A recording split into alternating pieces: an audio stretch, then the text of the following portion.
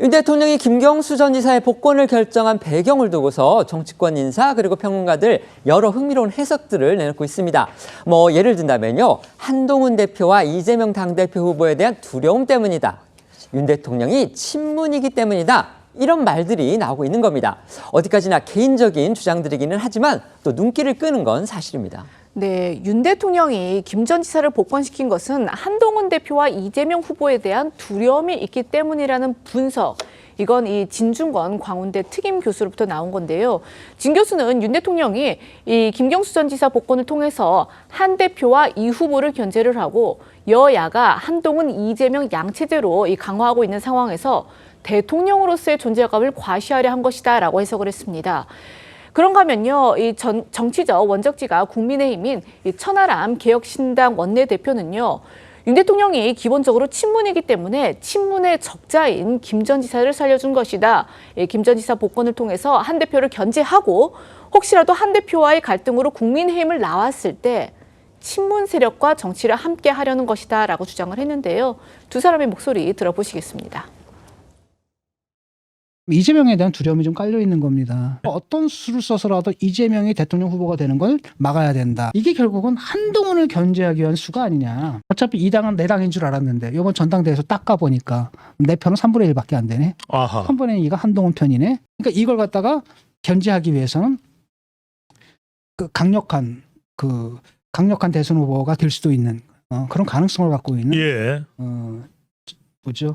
김경수를 사면을 해줬다라는 겁니다. 친문이 친문한 거죠 뭐. 그러니까 윤석열 대통령은 기본적으로 친문이시니까 친문의 적자인 김경수 지사를 어떻게 죽이겠습니까? 눈에 밟혀서 이제 살려주신 거죠. 대통령이 국민의힘 마음에 안 들어서 수틀려서 나갔을 때 어딜 갑니까? 이재명의 민주당을 가실 수는 없어요. 대통령께서 같이 정치를 할 수 있는 하나의 집단이라는 거는 의외로 친문 민주당일 수도 있어요. 윤 대통령이 친문이다 이런 천하람 의원의 해설 어디까지나 야당 인사의 개인적 주장이라는 거 다시 한번 말씀드리겠습니다. 민주당을 비롯한 야권은요 일제히 김 전 지사의 복권을 환영한다 이렇게 밝혔습니다. 그런데 여기서 그치지 않고서 한 걸음 더 나갔습니다. 김 전 지사는 죄가 없다. 억울한 옥고를 치렀다. 이렇게까지 주장을 했습니다. 김 전 지사의 댓글 여론 조작 혐의 이미 대법원에서까지 유죄가 확정된 사안입니다. 그런 만큼 여당에서는 결국 원내 일당이 사법체계 부정하겠다는 거냐 이렇게 비판하고 나섰습니다. 네, 문제가 된 논평은요. 이해식 민주당 수석 대변인이 어제 김경수 전 지사 복권을 환영한다면서 김 전 지사가 드루킹 일당의 허위 진술과 오염된 증거로 억울한 옥고를 치렀는데 복권이 위안이 되길 바란다라고 밝힌 겁니다. 허위 진술과 오염된 증거로 억울한 옥고. 결국 김 전 지사한테 유죄를 판결한 1, 2, 3심 재판부가 모두 진실도 제대로 판정하지 못하는 사람들이다. 이런 주장과 다를 게 없습니다.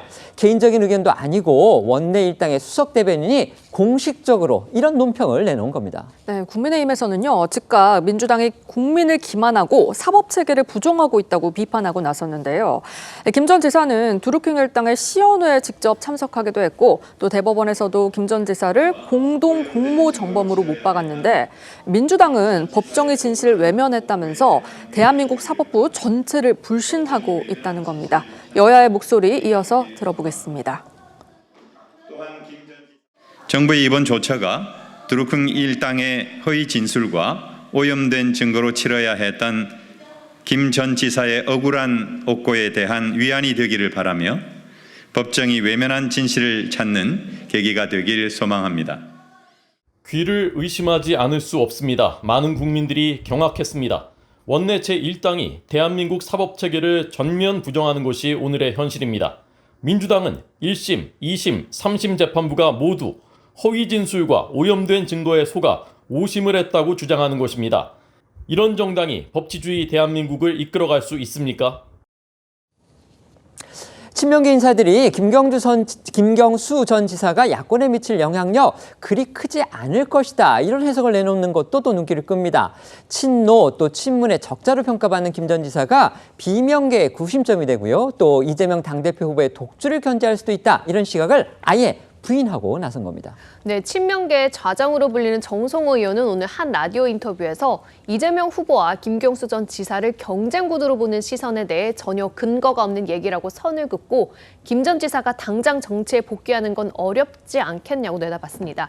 강성 친명계로 분류되는 장경태 의원은 어제 한 방송 인터뷰에서 김경수 전 지사가 비명계 구심점 역할을 할 것이란 전망에 전혀 그럴 가능성이 없다고 일축했고요. 오히려 이재명 후보가 이 후보 입장에서 김 전 지사를 지명직 최고위원으로 임명하면 통합카드로 활용될 수도 있겠지만 김 전 지사 입장에선 득될 것이 전혀 없는 제안이라며 큰 의미가 없다는 평가가 나오고 있고요. 문재인 청와대에서 정무수석을 지낸 최재성 전 의원은 앞서 김 전 지사의 등장은 파괴력이 있다 이런 주장을 내놨습니다. 정성호 의원과 최재성 전 수석 두 사람의 목소리 이어 들어보시겠습니다.